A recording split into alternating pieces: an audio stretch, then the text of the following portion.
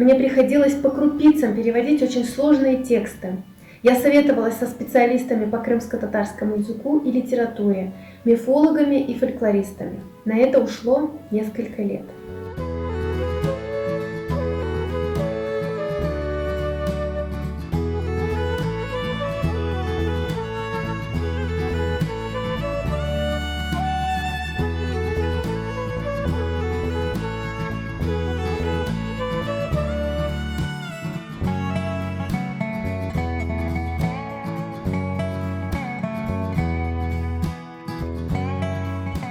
Исследователь не преследовал ни коммерческих, ни идеологических целей. Радлов опубликовал записанные им нарративы со всей их непоследовательностью.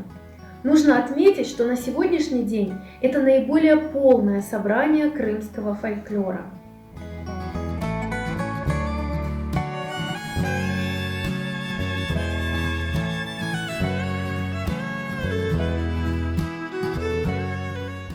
Книга Радлова «Наречие Крымского полуострова» состоит из двух частей – крымско-татарской и караимской.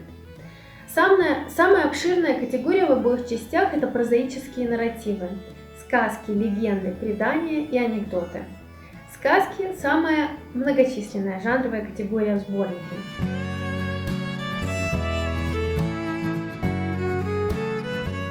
В бытовых сказках можно найти интересные для этнографов и историков детали. Например, мы узнаем, что в степной части Крыма люди сыпали золу из очагов в определенное место.